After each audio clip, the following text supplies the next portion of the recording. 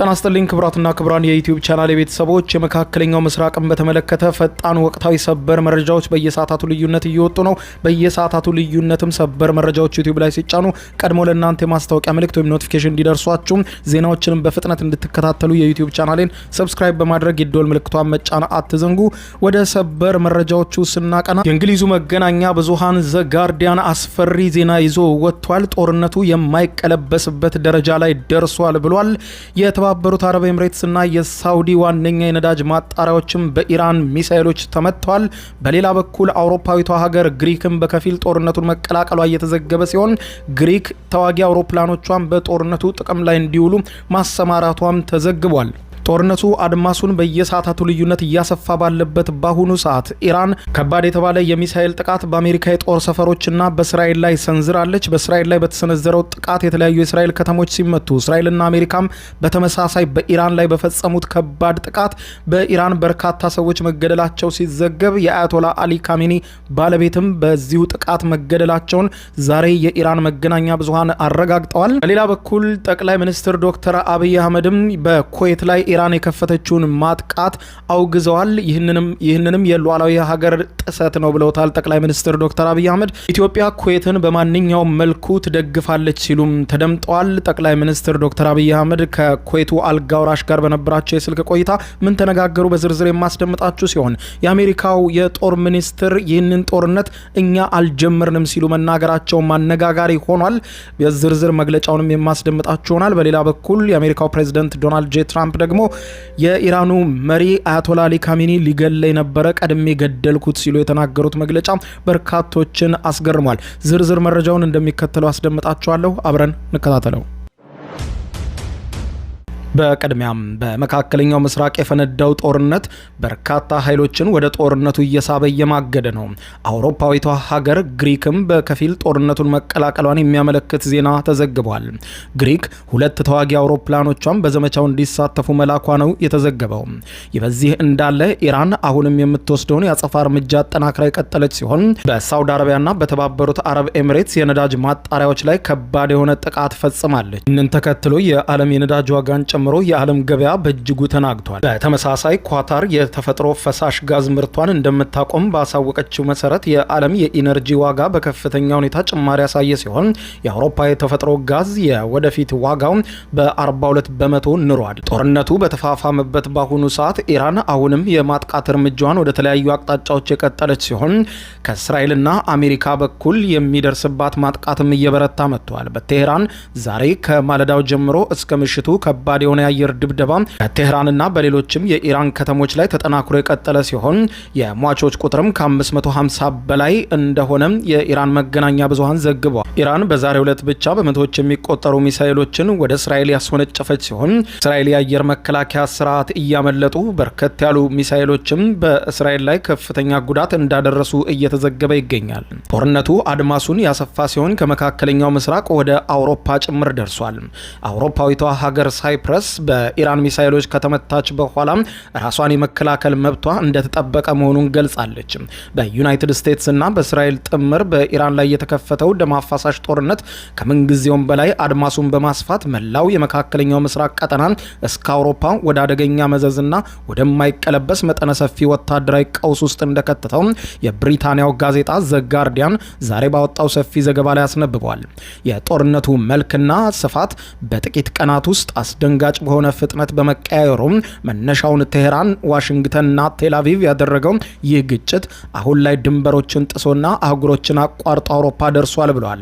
በአጠቃላይ ቀጠናዊ ጦርነት መልክ መያዙን የዜና አውታሩ የዘገበ ሲሆን ይህ አስደንጋጭ የመካከለኛው ምስራቅ የጦርነት መስፋፋት የዓለምን የፖለቲካና የኢኮኖሚ ሚዛን በከፍተኛ ሁኔታ አናግቶታል ብለዋል። በተለይም ደግሞ አሜሪካና እስራኤል በኢራን የኒውክሌርና የሚሳኤል የጦር ሰፈሮች ላይ የከፈቱት የተቀናጀ ማጥቃት ዘመቻ በቀጥታ የኢራንን አጋርና የውክልና ኃይሎችን ወደ ጦርነት አውድማ በማስገባት ግጭቱን በእጅጉ አባብሶታል ብሏል። የዘጋርዲያን ዘገባ አጉልቶ እንዳስነበበው ከሆነ ግጭቱ አሁን ላይ በኢራን ሉዓላዊ ግዛት ላይ ብቻ የተወሰነ ሳይሆን ከሊባኖስ እስከ የመን፣ ከሶሪያ እስከ ኢራቅ እንዲሁም ወደ ተለያዩ የባህረ ሰላጤው አረብ ሀገራት የዘመተና የቀጠናውን ሰማይ በጦር ጀቶች ያረሰ ነው ብሎታል። በሚሳኤሎችና በድሮኖች የመካከለኛው ምስራቅ ሰማይ ተጨናንቋል። ዩናይትድ ስቴትስ ጦርና የእስራኤል መከላከያ ኃይሎች በጋራ በመሆን እየወሰዱት ያለው ይህ ከባድ ወታደራዊ እርምጃም በኢራን በኩል እጅግ ጠንካራና ተከታታይነት ያለው የአጸፋ ምላሽ እያስተናገዱ በመሆኑ በመላው መካከለኛው ምስራቅ የሚገኙ የአሜሪካ ወታደራዊ ማዕከላት፣ የእስራኤል ከተሞችና ቁልፍ የንግድ መስመሮች ሁሉ ከባድ አጣብቂኝና ውድመት ውስጥ ገብተዋል ብሏል።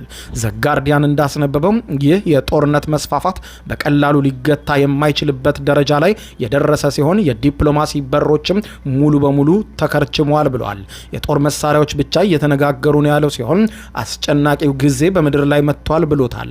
አሜሪካ በመካከለኛው ምስራቅ ያላትን ፖለቲካዊና ወታደራዊ የበላይነት ለማስጠበቅ እንዲሁም እስራኤል የህልውናዋን ስጋት ብላ የምትጠራትን ኢራንን ወታደራዊ አቅም ለማዳከም የጀመሩት ይህ የተባበረ ዘመቻ በተቃራኒው መላውን ቀጠና ወደ እሳት ቀለበትነት ቀይሮታል።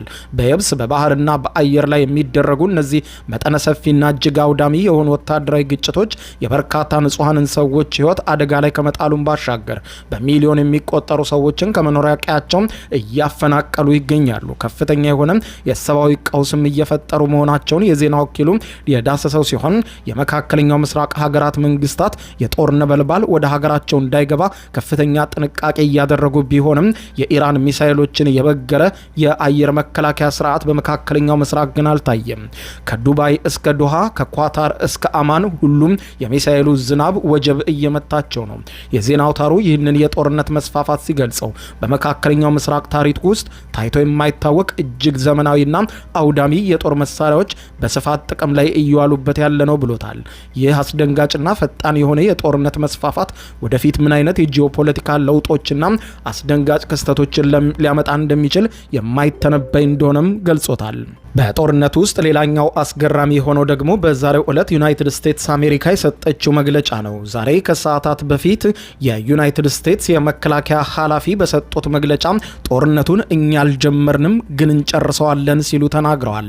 ይህ ደግሞ በመላው ዓለም ጦርነቱ ጀማሪ እስራኤልና አሜሪካ መሆናቸውን የተገነዘበ ሁሉ በጉዳዩ ዙሪያ ጥያቄ እንዲያነሳ አድርጎታል። የአሜሪካ መከላከያ ጸሐፊ ፔት ሄግሴት በኢራን ላይ የሚወሰደው እርምጃ በታሪክ በጣም የከፋው ውስብስብ እየሆነ ያለና ኢላማውን እየመታ ነው ሲሉ የአሜሪካን ስኬት አጉልተው ለመናገር ሞክረዋል። የመከላከያ ኃላፊው ፒት ሄግሴት ሲናገሩ በሰጡት መግለጫ ጦርነቱን እኛ አልጀመርነውም ብለዋል። በጉዳዩ ዙሪያ ግን ማብራሪያ አልሰጡበትም። ጦርነቱን እኛ አልጀመርነውም፣ በፕሬዝዳንት ትራምፕ አስተዳደር ስር ግን ይህንን እኛ ያልጀመርነውን ጦርነት ገብተን እንቋጨዋለን ብለዋል። ኢራን የኒውክሌር ጦር ለመገንባት አይደለም በሚል እየዋሸችን ነበረ ያሉት የጦር ኃላፊው ፒት ሄግሴት አሜሪካም በኢራን ላይ የምታደርገውን ጥቃት ወደማያልቅ ጦርነት አያመራም፣ እንቆጣጠረዋለን እመኑን ሲሉ ተደምጠዋል። የአሜሪካ ግብ የኢራንን ሚሳኤልና የደህንነት መዋቅር መበጣጠስና ማውደም ብቻ ነው። ይህንን ካደረግን ጦርነቱ ይቆማል ብለዋል። ኢራን የኒውክሌር መርሃ ግብሯን ሰላማዊ እንደሆነ በተደጋጋሚ ትገልጽልን ነበረ ያሉት መከላከያ ጸሐፊው ግን ሰላማዊ የኒውክሌር ፍላጎት ተራራ ስር አይደበቅም። ሰላማዊ ከሆነ ለምን ደብቃ ታደርገዋለች? ስለዚህም ይህንን እርምጃ ለመውሰድ እንደ ምክንያት ሆኖናል ብለዋል። ሚሳኤል ለማከማቸትና የኒውክሌር ጦር ግንባታ ፍላጎታቸውን ለማሳካት ጊዜ እየገዙ ነበረ። እንደራደር የሚሉን እኛ ሞከርን ግን አልሆነም። ስለዚህ አሁን ኢራናውያን ይህንን ታላቅ እድል ተጠቅመው መንግስታቸውን እንዲጥሉ ነው የማበረታታው ብለዋል። በሌላ በኩል የሰሜን አትላንቲክ የጦር ቃል ኪዳን ድርጅት ኔቶ ጉዳዩን በቅርበት እየተከታተለ እንደሆነ ገልጾ የኔቶ ዋና ጸሐፊ በሰጡት መግለጫ አሜሪካ በኢራን ላይ የወሰደችውን እርምጃ እንደግፋለን ሲሉ ተደምጠዋል።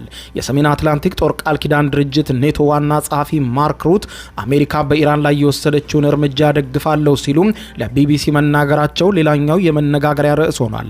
ኢራን ለአውሮፓ፣ ለእስራኤል እንዲሁም ለቀጠናው ስጋት ናት ያሉት ማርክ ሩት በቴህራን ላይ ከሚወሰደው እርምጃ ጋር በተያያዘ አውሮፓ እየተጠናከረ ነው ሲሉ ተደምጠዋል። አሜሪካና እስራኤል በኢራን ላይ ጥቃት ለመፈጸም እየተዘጋጁ እንደነበረ ቀድመው ያውቁ እንደሆነ ከቢቢሲ የተጠየቁት ዋና ጸሐፊው ዝርዝር ጉዳዮችን በይፋ መናገር አልፈልግም፣ ነገር ግን ብዙ ንግግር ከአሜሪካ ጋር እያደረግን ነበረ በማለት ተናግረዋል። ኔቶ በኢራን በኢራን ላይ የሚወስደውን እርምጃ የሚቀላቀል እንደሆነ ተጠይቀው በፍጹም አንቀላቀልም፣ እኛ በአሜሪካ ላይ የተከፈተውን ጦርነት የምንቀላቀለውም ሆነ በአባል ሀገራችን ላይ ጥቃት ሲከፈት የምናደርገው መከላከልም ሆነ ዘመቻ የሚወሰነው በሁሉም አባል ሀገራቱ ስምምነት ነው ብለዋል።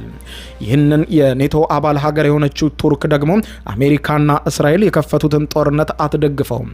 ታዲያ ከዚህ ጋር በተገናኘ የኔቶ ዋና ኃላፊ ሲናገሩ በፍጹም ይህን ጦርነት አንቀላቀልም በማለት ጠቅሰው ይሄ ግልጽ የሆነ ጦርነት ነው፣ የአሜሪካና የእስራኤላውያን ዘመቻ ነው፣ ስለዚህ እነርሱ ይወጡታል ብለን እናስባለን ብለዋል። ኔቶና በቀጠናው ያሉ ወዳጆቻችን በኢራን ጥቃት ተከፍቶባቸዋል። በዚህ ሁኔታ ውስጥ ማድረግ የሚችሉትን እያደረጉ ነው፣ እየተከላከሉ ነው ራሳቸውን። እኛ ግን የአባል ሀገራቱ ሲስማሙ ነው የምንዘምተው ብለዋል። በሌላ በኩል አነጋጋሪው የዛሬው መግለጫ ደግሞ አሁን አመሻሹን ፕሬዚደንት ዶናልድ ጄ ትራምፕ የተናገሩት ነው። አያቶላ ሊገለኝ አስቦ ነበር፣ እኔ ግን ቀድሜ ገደልኩት ሲሉ ትራምፕ ለመገናኛ ብዙሃን ተናግረዋል። ፕሬዚደንት ዶናልድ ጄ ትራምፕ ከኤቢሲ ኒውስ ጋር ባደረጉት ቃለ ምልልስ የኢራኑ መንፈሳዊ መሪ አያቶላ አሊ ካሜኒ በእርሳቸው ላይ የግድያ ሙከራ ለማድረግ እየተዘጋጁ እንደነበረ ገልጸው ነገር ግን ሳይቀድመኝ ቀድሜዋለሁ የሚል ነገር ተናግረዋል። ይህንንም ሲገልጹ ትራምፕ እርሱ እኔን ከመግደሉ በፊት እኔ ቀደምኩትና ገደልኩት፣ በእኔ ላይ 2 ጊዜ የግድያ ሙከራ ሞክሮ ነበር፣ አልተሳካለትም። አሁን ግን ለሶስተኛ ጊዜ ሲሞክር ቀድሜዋለሁ በማለት በኢራን መሪዎች ላይ የተወሰደውን ወታደራዊ ጥቃት አረጋግጠዋል። ይህ መግለጫ የወጣው በአሜሪካና በኢራን መካከል ያለውን ወታደራዊ ውጥረት በከፍተኛ ሁኔታ በናረበትና ዋሽንግተንና ቴህራን የሚያደርጉትን የአየር ላይ ጥቃት ባጠናከሩበት ወቅት ነው። በሌላ በኩል የእስራኤልና የአሜሪካ የተቀናጀ ጥቃት በኢራን ላይ አሁንም መጠኑ ተስፋፍቶ የቀጠለ ሲሆን ዛሬ በተደረገው ጥቃትም የቀድሞው የኢራን መንፈሳዊ መሪ አያቶላ አሊ ካሜኒ ባለቤት በአየር ድብደባ በደረሰባቸው ከባድ ጉዳት ሕይወታቸው ማለፉን መገናኛ ብዙሃን አረጋግጠዋል። ይህ በዚህ እንዳለ የተባበሩት አረብ ኤምሬትስ ዛሬ ምሽቱን ጀምሮ በከፊል በአውሮፕላኖቿን በሀገሯ ያሉ ቱሪስቶችን እያስወጣች ሲሆን መጠነኛ በረራዎች እንደ ሁኔታው የፈቀደችው ኤምሬት ደህንነቱ በተረጋገጠ ሁኔታ ቱሪስቶችም ሆነ ለስራ ለሌላም ጉዳይ ወደ ተባበሩት አረብ ኤምሬትስ የመጡ ወደ ሀገራቸው እንዲመለሱ መጠነኛ በረራዎች እየተዘጋጁ ሲሆን መንገደኞች በእጅ ስልካቸው መልእክት ሲደርሳቸው ብቻ ወደ አየር መንገድ በፍጥነት ሄደው እንዲሳፈሩ ትዕዛዝ ሰጥታለች። መልእክት ያልደረሳቸው መንገደኞች ወደ ኤርፖርት እንዳትመጡ ገደብ ያለው በረራ ብቻ ነው የተፈቀደው ስትል ኤምሬት አስታውቃለች። ጥቃቱ እየተጠናከረ መሆኑን ተከትሎ መላው የመካከለኛው ምስራቅ የአረብ ሀገራት በከፍተኛ ስጋት ላይ ይገኛሉ። ይህ በዚህ እንዳለ ጠቅላይ ሚኒስትር ዶክተር አብይ አህመድ በኩዌት ሉዓላዊ ግዛት ላይ የተፈጸመውን ጥቃት አውግዘዋል።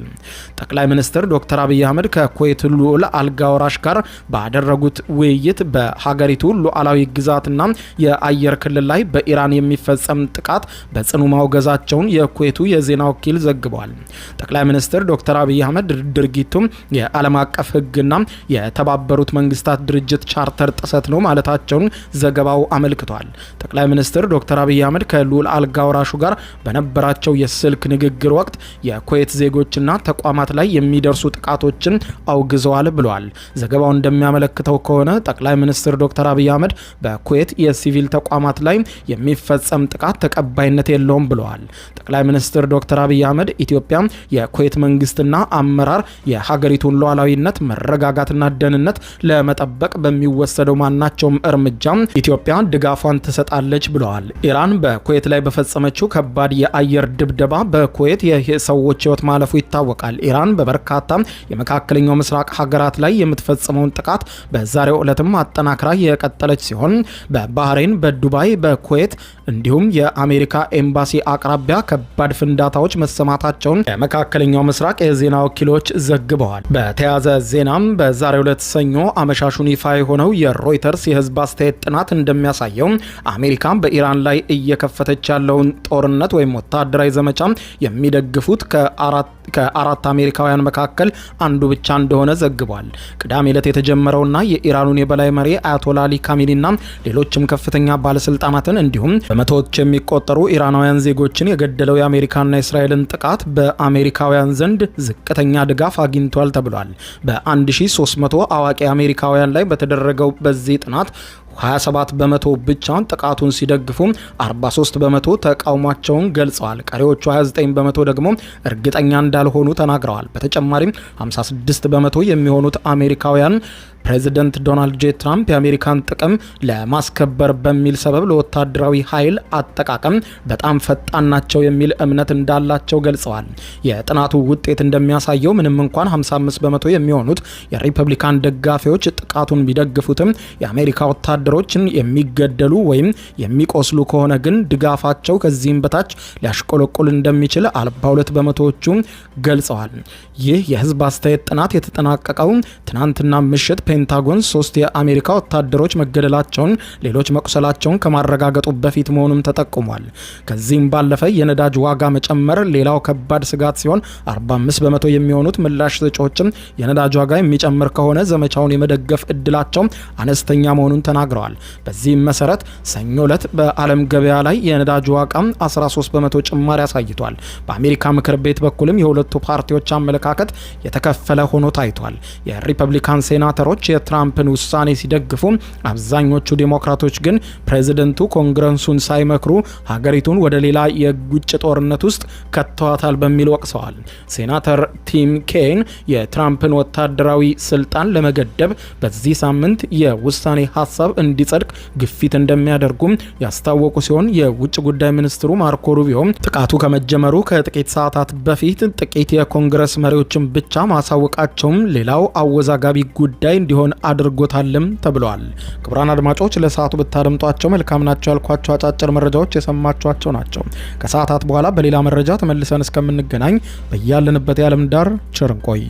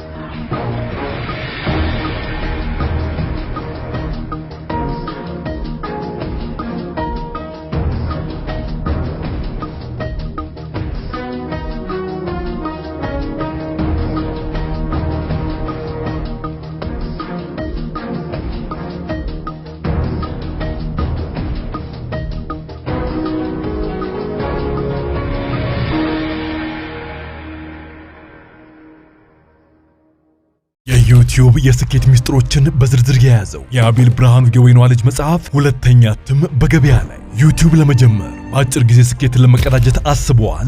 ዩቲዩብ ብጀምር ስንት ብር አገኘሁም ብሎ አስበዋል? እንግዲያውስ በዩቲዩብ 2 የወርቅ 3 የብር ሽልማቶችን ያገኘው የአቤል ብርሃኑ የወይኗ ልጅ የዩቲዩብ ሚስጥሮች መጽሐፍ በዝርዝር ሁሉንም ያብራራሉታል። ዛሬውኑ ገዝተው ህልሞን እውን የሚያደርጉበትን የዩቲዩብ የስኬት መንገድ ይጀምሩ። በሀገር ቤት አከፋፋይ አዲስ አበባ ሜክሲኮ ኮሜርስ መጽሐፍት መደብር። በውጭ ሀገራት ለምትገኙ ከአማዞን ላይ ብታዙ በቀናት ውስጥ ደጁ ይደርሳል። የአማዞን ሊንኩን እዚህ ቪዲዮ ኮሜንት ላይ ያገኙታል። የዩቲዩብ ሚስጥሮች ዘመኑ ጋር ተፈላጊ መጽሐፍ። 6 ዓመት 6 ፕሮጀክቶችን ያስረከበው ቴምር ፕሮፐርቲስ በተመረጡ ሳይቶች ላይ እስከ 35% የሚደርስ እውነተኛ ቅናሽ እንካችሁ ብሏል። ቤተ መንግስትን ጎረቤት ባደረገችው አዋሬ ከባለ 1 እስከ ባለ 3 መኝታ በተለያየ የካሬ አማራጭ እየሸጥን ነው። 121 ካሬ ጠቅላላ ዋጋው 12 ሚሊዮን 947 ሺህ ብር፣ በቅድመ ክፍያ 2 ሚሊዮን 589400፣ 100% ለሚከፍሉ ደግሞ የ35% ቅናሽ ተደርጎ በ8.4 ሚሊዮን ብር ባለ 3 መኝታ 150 ካሬ ጠቅላላ ዋጋው 16 ሚሊዮን 50 ሺህ ብር፣ ቅድመ ክፍያ 3 ሚሊዮን 210 ሺህ ብር፣ ሙሉ ለሚከፍሉ የ35% ቅናሽ ተደርጎ 10.4 ሚሊዮን ብር መግዛት ይችላሉ።